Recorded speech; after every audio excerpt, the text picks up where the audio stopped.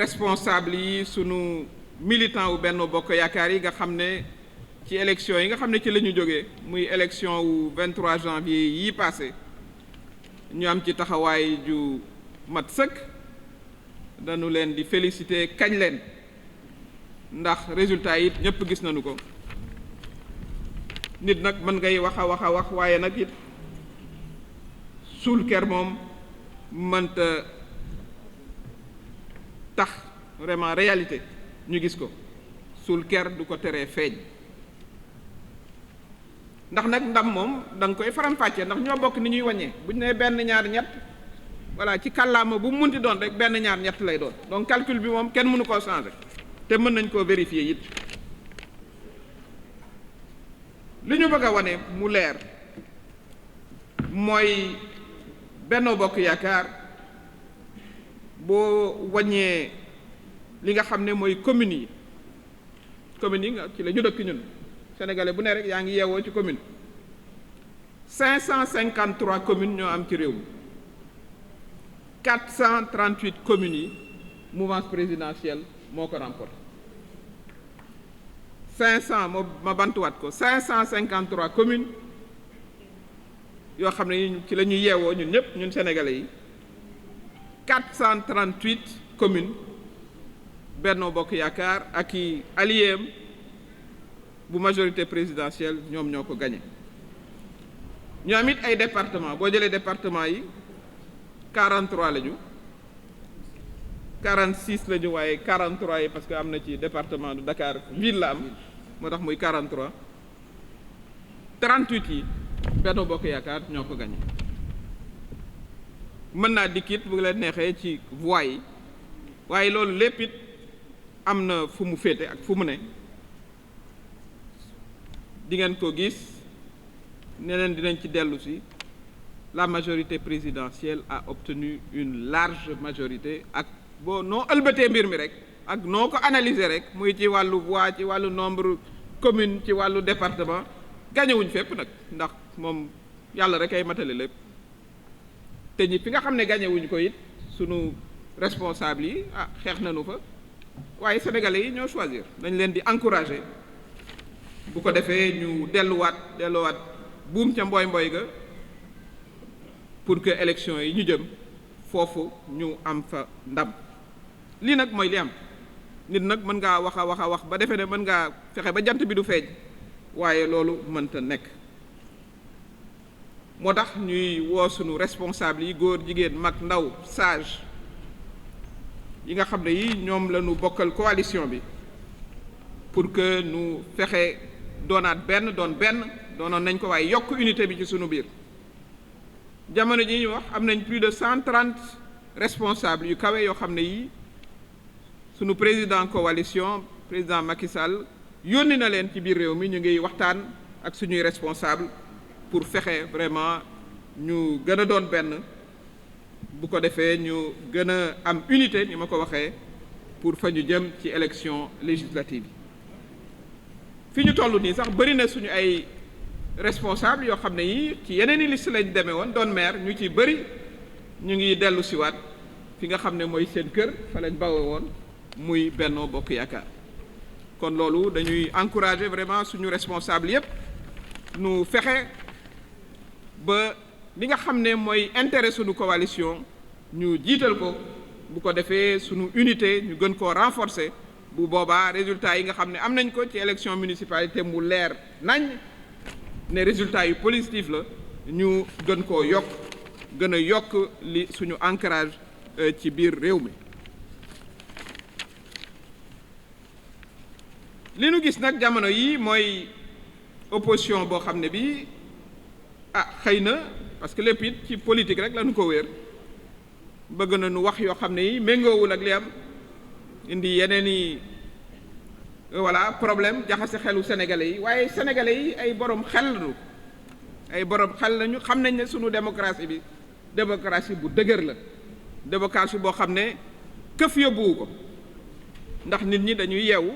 voilà di déglu rajo di seetlu nit ñi ku ci ne ñuy déglu sa discours bu ko defee bu élection jotee ñu xëy dem wote ji loolu nag moo fiy continuer am fii ci Sénégal incha allah te am nañu yaakaar ni bu nu continuer waxtaan ak sénégalais yi yokk suñu communication gën koo leeral waxtaan ak xale yi jigéen ñi ndaw ñi ma taxaw ci ndaw ñi damay fàttali ne président de la république 58% ak lu ko ëpp la am plus de 58% ci élection présidentielle yi ñu jóge bu fekkee ne Sénégal dëkku ndaw la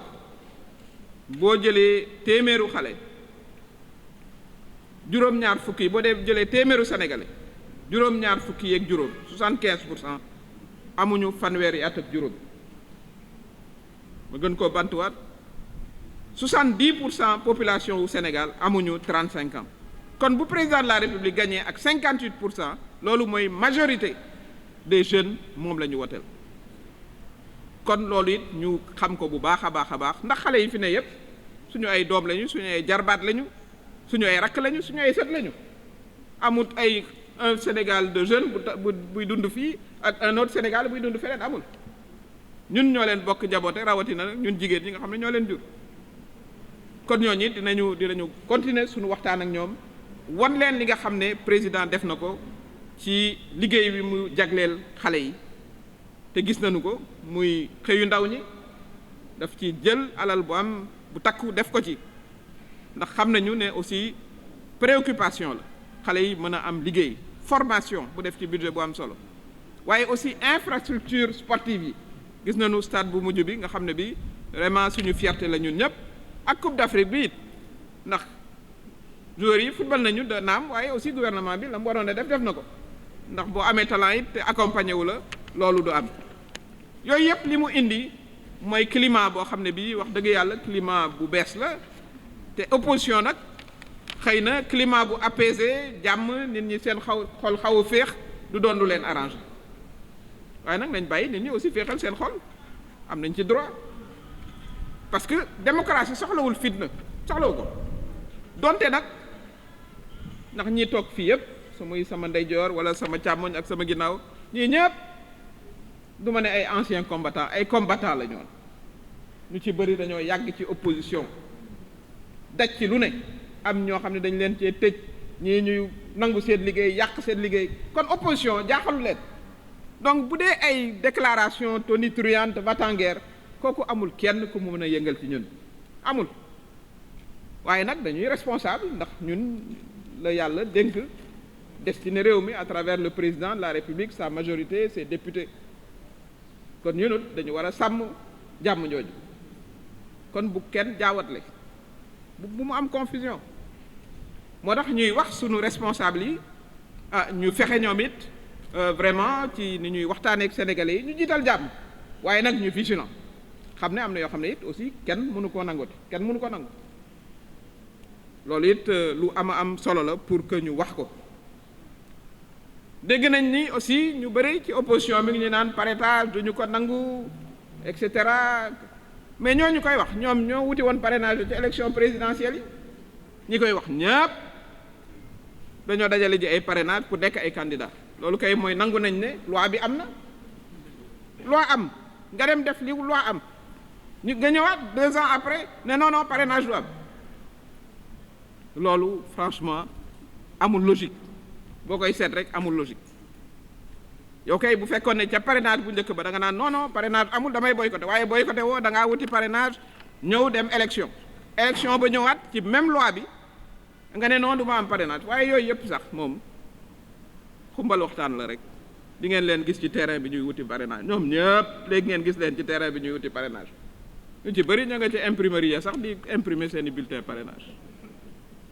kon loolu it aussi ñu xam ko parce que yu mel nii day baax ñuy waxtaan ak suñu mbokk Sénégal yi démocratie ku ne da ngay déglu ñi nga xam ne ñooy wut nga choisir librement jarul vraiment ñuy indi loo xam ne lii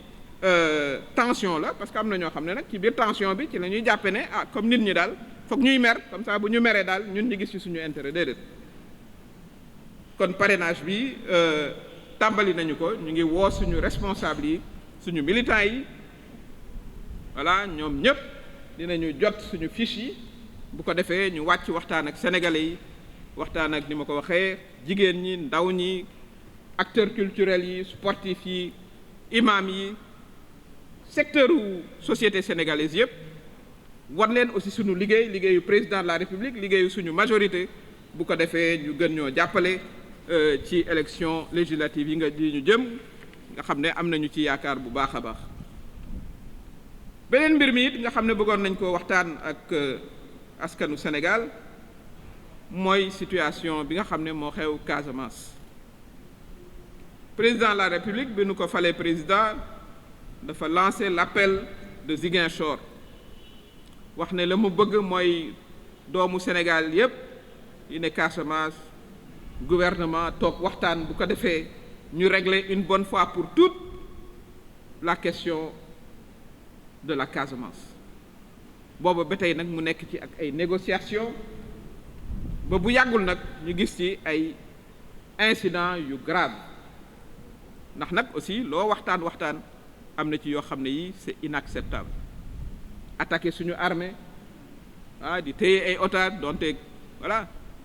kooku c'est inacceptable. moo tax ci fan yi jamono ji ñuy wax aussi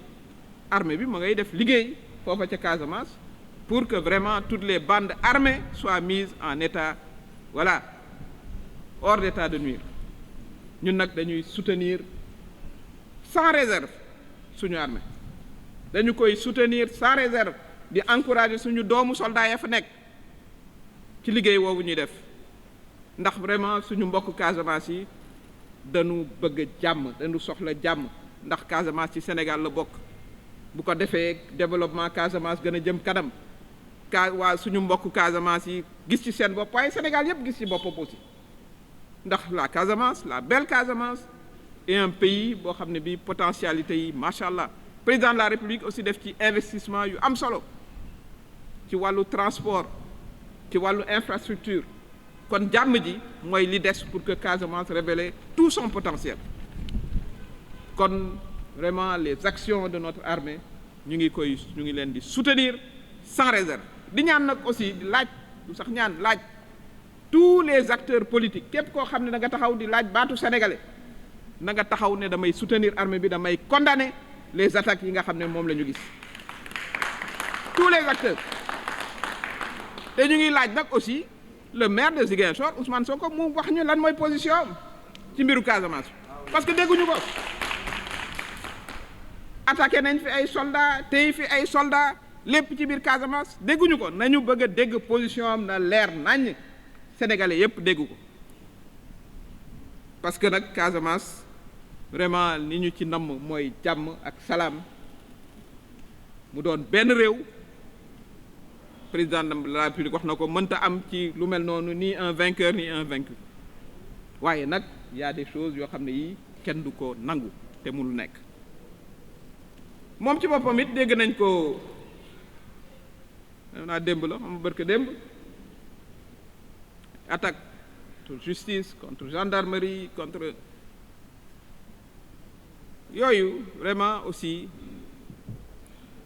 message yooyu ñu ni ma ko waxee sànq du ñun ñii la yëngal ñun ñii toog fii du ñun la yëngal on en a vu d'autres mais ñu xam rek ne institution wu état bokkul ak politique ñun politiciens yi mën nañoo toog di waxante suñu biir waaye justice ak gendarmerie institution wu état la nañ leen génne ci jeu politique bi ñoom it ñu def seen liggéey niñ ko war a defee loolu mooy li nga xam ne mooy li war a am te gaw ma ne ñoom it voilà mën nañ leen a impressionné ba ñu def seen liggéey nañu def seen liggéey mais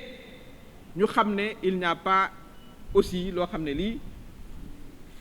war naa mën a tax ñu jàpp ne Benno Bokk Yaakaar parce que xam naa ne di ngeen ma ko laaj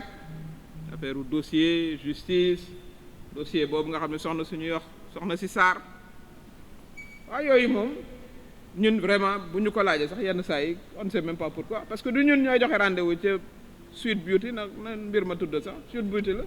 du ñun ñoo fay joxe rendez-vous du ñun ñoo fay yóbbu kenn du ñun ñoo fay forcer kenn ku ñu fa tuumaal yow yaay dem face à la justice nga expliqué wu ndax du affaire politique c'est une affaire strictement privée kon na justice régler affaire privée boobu loolu la ñu bëggoon aussi wax ko sénégalais yi dégg ko